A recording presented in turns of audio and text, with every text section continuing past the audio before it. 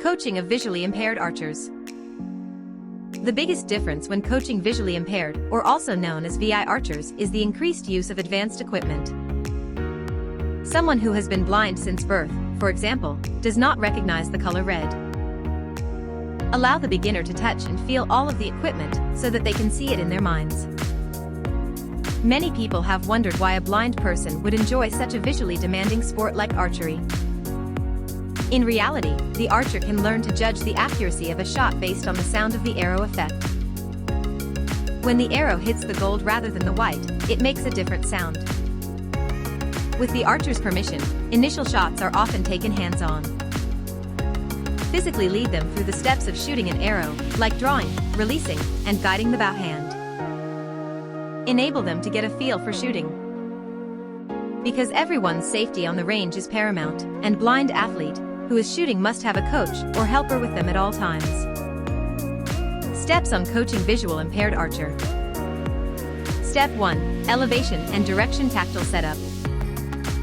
The first step in creating a line or direction for the VI archer is for the helper to lay down the foot locators. Since the VI archer will use the back of the bow hand as a guide rather than a sight mounted to the bow riser, the foot locators will initially appear to be pointed slightly off balance. Step 2. The inclusion of a tactile back of the hand sight that allows for elevation. A simple camera tripod is shown in this tactile stand. The tactile sight is mounted on the top and can be adjusted for windage and elevation.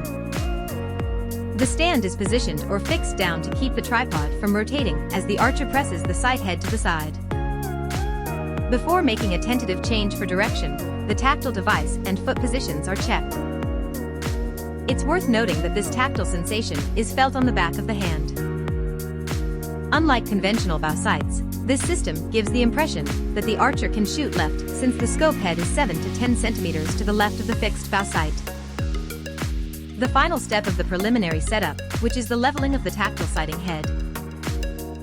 This becomes particularly important outdoors where the ground is seldom level and caters for variables, which the tripod is unable to overcome.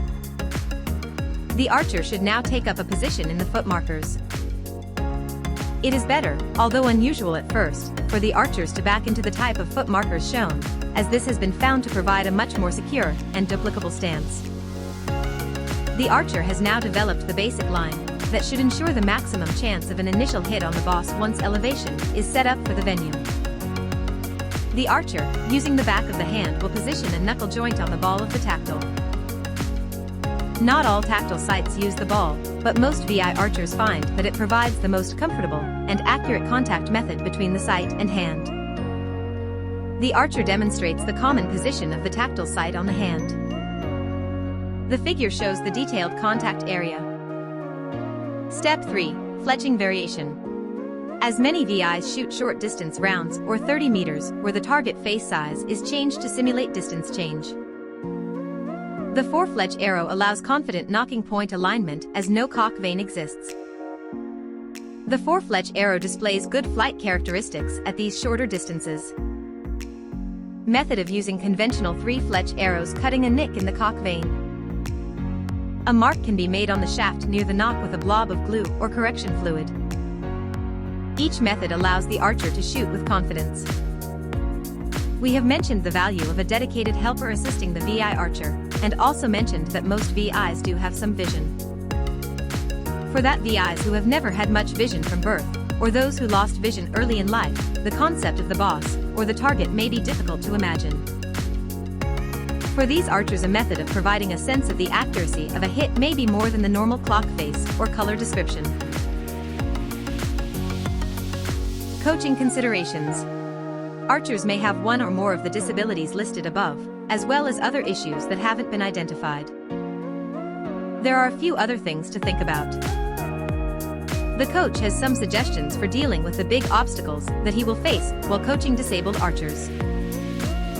1. Because of his impairment, the archer can wear out more easily than other archers. The coach should talk to the archer about it and keep it in mind while devising a training regimen. 2. Tetraplegics cannot regulate their body temperatures in the same way as other people. This means that they do not sweat in hot temperatures, and their extremities can become excessively cold in cold weather. The coach needs to keep an eye on this so that the archer does not get either heat stroke or hypothermia. 3. Since some toilet facilities are difficult to enter, many wheelchair archers are hesitant to maintain their fluid intake during events. It is important that they drink enough water and sports drinks during the day, so the coach must make sure they are aware of this and motivate them to do so. The crucial thing to note is that disabled archers are just as dedicated to their sport as any other archer. There are no limitations to what can be accomplished if the coach and archer work together to overcome any barriers in the archer's way of realizing their full potential. So, don't be afraid to mentor them. You'll get a lot of pleasure out of their enthusiasm for our sport. The lining up of a visually impaired archer's tactile sight. Aiming and lineup techniques. There are 3 major styles of shooting lineups for sighted archers: straight line, triangle, and quadrilateral. Straight line. When the archer is at full draw, the fingers grasp the string 2 to 3 inches below the arrow, and the archer looks down the arrow and aligns it with the required aiming point, creating a single clear inline lineup point. Triangle. The string hand fingers are positioned below the arrow on the string, which is also used to locate the facial reference point at full draw. So this technique requires a little more lining up while at full draw. The arrow's point and the proper aiming point are aligned in the eye. The eye, arrow knock, and arrow point are the 3 lineup points required. This approach often necessitates string alignment. Quadrilateral. The eye-sight-arrow relationship, or ESA-R alignment technique uses 4 lineup points: the eye, the arrow knock, the sight ring, and the arrow point. When using this approach, string alignment is crucial. This quadrilateral method is common among recurve freestyle archers. There is a different kind of lineup for visually impaired archers. This is also a quadrilateral form, but the field of concern is trapezoidal. The lineup points, in this case, are the facial reference point, the feet, the body orientation, or in all planes, and the tactile sight, or in all planes. When aligning the tactile equipment and the archer, who will be performing, the angles become even more important. Aligning the archer's body. For an archer to stand erect and fully balanced, many factors must be considered. Firstly, the shape of the archer's body is very important, and a method of total balance must be determined. Many factors must be considered for an archer to stand upright and balanced. To begin, the archer's body shape is critical, and a method of the complete balance must be determined. When standing erect, if the archer is heavy in the frontal region, such as a broad chest or paunch, the body may lean slightly back to compensate. The location of your head will also have an effect. Also, the head position will have an effect. For some people, the head can be positioned to the front of the torso. This will also have a bearing on a balanced upright stance. With enough practice, an archer may become very effective at maintaining a steady balance, increasing their chances of producing good form and results. There are many ways to determine an upright stance, but here is a simple and accurate method used in field archery. 1. Have the archer stand as straight as possible while remaining relaxed. 2. Have them lean back onto their feet until their toes want to rise off the ground while holding their body straight. 3. Then make them return to an upright position until their weight is evenly distributed over their feet, from the heels to the balls of their feet. The distance between the chin and the floor will range from 3 to 5 inches, or 75 millimeters to 12.5 millimeters, depending on the size and shape of the body. Feet locator lineup. When the archer is standing upright, completely balanced, and at full draw, we need to figure out how far forward the arrow line is from the body center line. This measurement will serve as a baseline, so it must be as precise as possible. Measure the distance between the arrow location and the center balance point of the body. We will assume the distance for this exercise as being 4 inches or 10 centimeters. This 4-inch or 10 cm measurement will be added to the gap between the archer's body center and the back or heel of the shoes he or she is wearing. We'll use a 5-inch measurement to explain the setup of 12.5 centimeters. This will give us a cumulative measurement of 9 inches, or 22.5 centimeters, which we will use to match the wooden feet locator to the middle of the target. Drill a hole into each of the feet side locators 9 inches, or 22.5 centimeters, from the heel position of the feet locator. The foot locator can be aligned to the goal using these 2 pencils/dowels. Dowels should be removed after the feet position frame is lined up. We need to calculate from the tactile sight touch point on the archer's hand to the center of the arrow shaft, while it is on the arrow rest, while the archer is at full draw. Measure the distance from the contact point of the tactile sight on the archer's hand to the center of the arrow. For this exercise, we will assume this distance is 2 inches or 5 centimeters. Tripod lineup. We can add the tripod after we have the feet position frame set correctly and the measurement. When the archer is fully drawn and the tripod is positioned vertically, the pan head of the tripod should be in line with the bow hand knuckles. The tripod pan head should be in line with the knuckles of the bow hand. Tactile sight lineup. We can now establish a tool for setting up the tripod that will aid future tripod alignment. We can secure a piece of plywood to the tripod pan head's feet locator. After this piece of plywood has been mounted, the 2 pencils/dowels in the feet side locators must be replaced.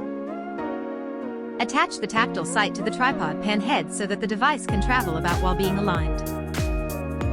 Using the tactile sight plunger, hang a plumb line, or the part that touches the bow hand knuckle.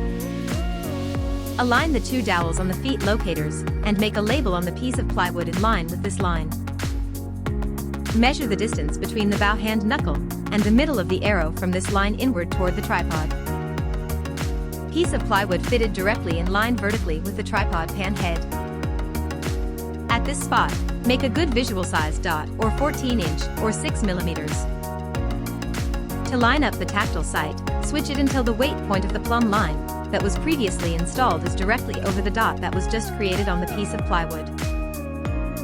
When all of these dimensions and positions are aligned right, the archer should be able to stand in their shooting position and shoot straight down the center line to the target center. Obtaining tactile sight marks for shooting at different ranges. Another crucial lineup must be completed. We've set up the archer's equipment to deal with any horizontal or left and right errors, but we also need to deal with any vertical or up and down errors. Since the floor from the shooting line to the target is relatively flat, it would be easier to obtain successful results if the next set of changes could be decided when shooting indoors. 1. Assemble the feet locator, tripod, and other items as directed above. 2. Have the archer aim at a distance of 20 yards or 18 meters to create a tactile sight height, where the archer's arrows are landing in the target at the same height as the goal. 3. A length of wood doweling equal to the archer's height is required. In the center of the feet locators, position this vertically, or where the archer stands. For dot, turn your gaze toward the target, align the tactile sight's contact point with the target's horizontal center line, and make a mark on the dowel that is in line with these 2 points. When shooting at this distance in the future, you'll have a definite 20-yard or 18-meter sight target to adjust or line up the height of the tactile sight to. 5. Perform this operation at a distance of 30 meters. Ensure that the ground is level from the archer's standing position to the target. If it isn't, the dowel's sighting mark won't be accurate. We can now set up the entire shooting lineup for our visually impaired archer. Even if the ground is sloping toward or away from the target, since we have made a dowel with the tactile sight marks clearly marked. However, no matter which way the ground slopes, the archer and tripod must be vertical. When the ground is uneven, getting sighting marks. When shooting outside, align the feet, locating the frame and tripod as described previously. Assemble the tripod such that the tactile sight hand touch point is directly over the location on the piece of plywood that was previously attached to the feet locating frame. Line up your finger, the sight mark for the distance you're shooting, and the target center.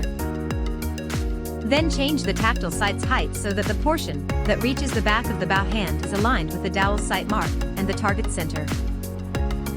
If performed correctly, this modification would be accurate regardless of which way the ground slopes at the shooting line. When you've completed all of these modifications, the setup is ready to use.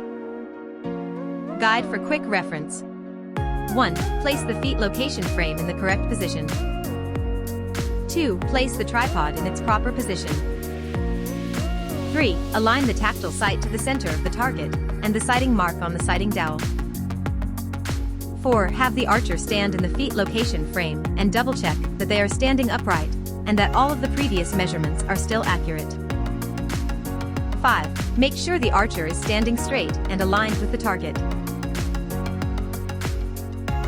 How amazing to coach ADI! Be an inspiration to them as they find the beauty of archery.